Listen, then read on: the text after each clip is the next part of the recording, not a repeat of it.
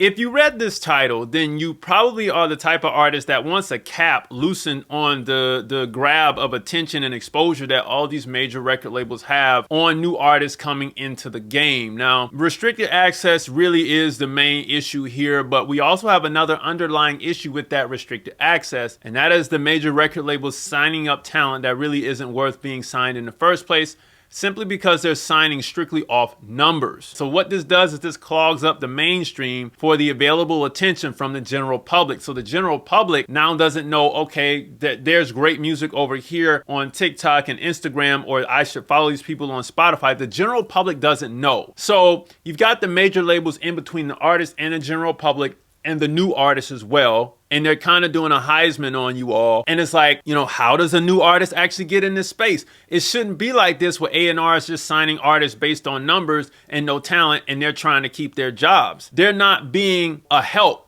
to artists coming in. They're being a hindrance, and it's this type of behavior that is now causing the restructuring, the crumbling, and the decline of the music industry. And if you don't know or understand what I'm saying because this is new to you, we're going to hop right into today's show or episode of the Music Money Makeover Show. Hey everybody, welcome back to the Music Money Makeover Show. My name is Casey Graham, and over the past 10 years, even though I've been in this game for more than 10 years, there have been some factors that I'm going to discuss in today's episode that have led us up to this point, but also there are some factors that I want you to see so you can position yourself to be able to take the right control of your career going forward. So let's do this. Let's hop right in. I want you to take today's show with a grain of salt. It's a little bit different. Slides are still going to be the same, but my perspective and how I'm talking to you will be a little bit different because we're going to deep dive into some business. And a lot of you all need to take heed of the things I'm going to say today. Check it out. All right. So here's one of the main sectors that I've seen develop and decline at the very same time over the last 10 years in this music game.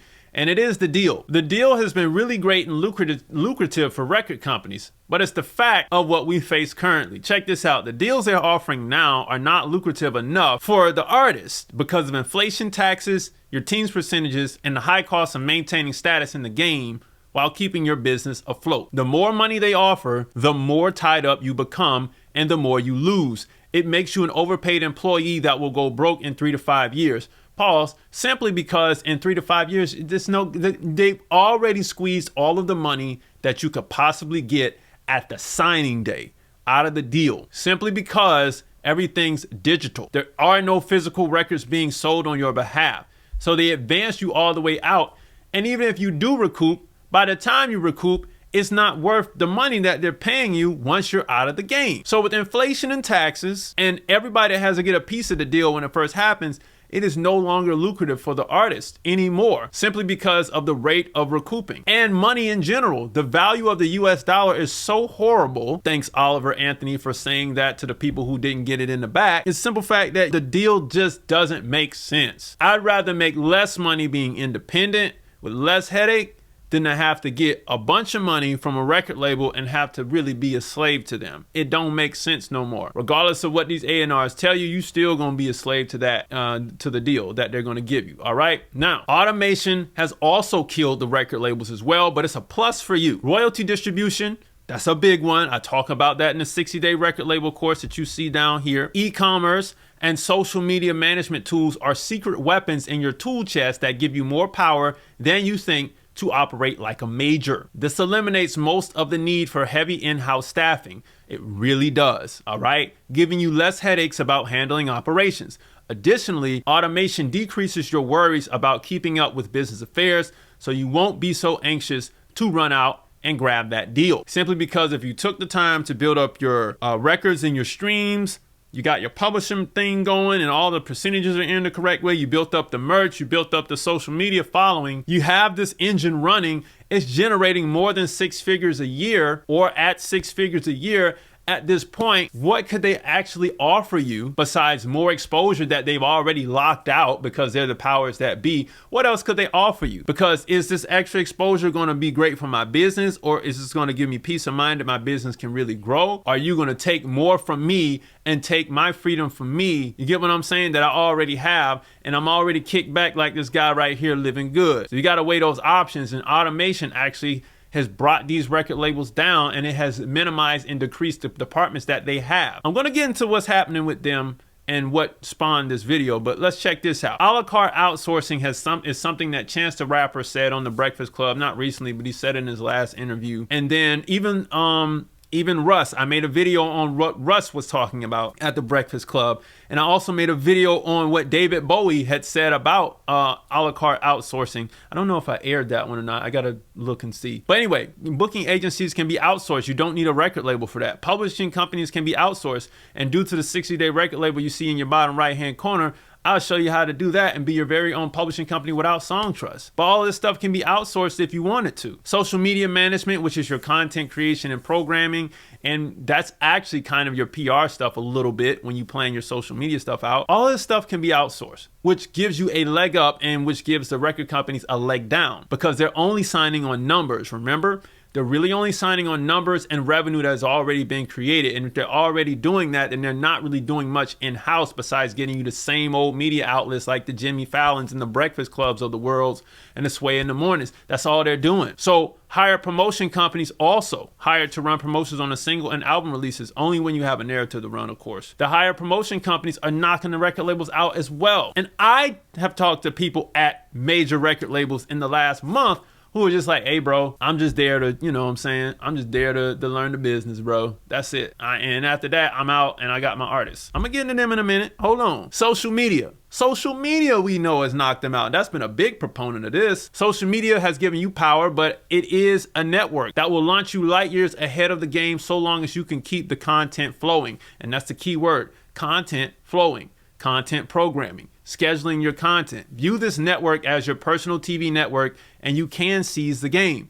And this is very true because a lot of you all just see it as a promotional tool. It's not that. It is your very own small television network that you can run your content programming over and stay on the air every time I open my phone. If you don't visualize it as that, you won't get ahead in this game because it will eat you alive, okay? It is only for those who can keep up with the demand. Now, let's take a look back from the 80s real quick. LLCs were popularized in the 80s, allowing you to get started really fast without having the stress of corporation structure. Boom, another hit. Recording at home became affordable in the 80s, especially into the 90s and 2000. Boom. TuneCore was created in 2006. Bang. Social media became a force between the start of MySpace and YouTube in 2005 and 2006, around the same time as TuneCore entering the game. Boom. And then AI hit the public in 2023. I can't even say bang one more time. What do you need a label for? It must be because you might lack a little work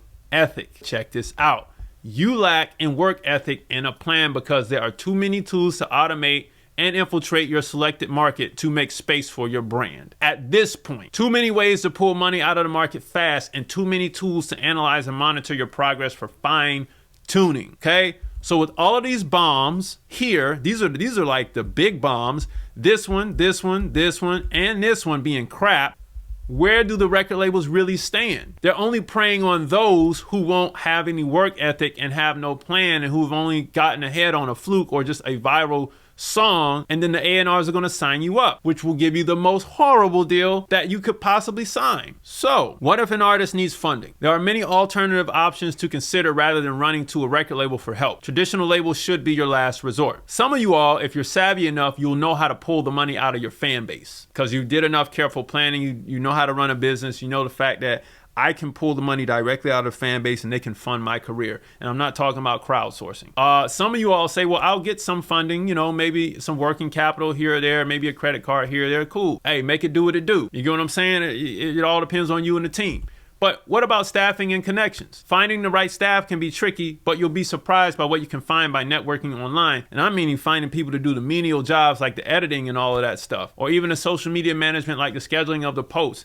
All this stuff can be found on Upwork, Fiverr, and sites like it, sites like AirGigs and Sound Better. All this stuff can be found right there. Your entire team can be found. Problem is, a lot of you all are just not doing the work, and you're overthinking it, trying to act like it's 1996 or 2005. It ain't no more. It's 2023, and really you should be thinking like it's 2030 because that's when it's really gonna get gangster. You know what I'm saying? Now, what if you can't build all of this on your own? Well, you won't be able to build your operation on your own And many want to do this on their own, but you'll realize soon that hired help is a must, and money makes people move. Now, before I continue, I need to show you some of the cries that are coming from these record labels. This article came out in 2022. This is a Billboard Pro article. Too many songs, not enough hits. Pop music is struggling to create new stars. Execs that says that a deluge of new music and the difficulty of influencing TikTok's algorithm, right, has made building an audience harder than ever for new acts. I think that that's their new acts, not the new acts that have been building themselves up and they have a medium-sized fan base. All right. So I don't want to quote this article too much, but this was like a major warning sign.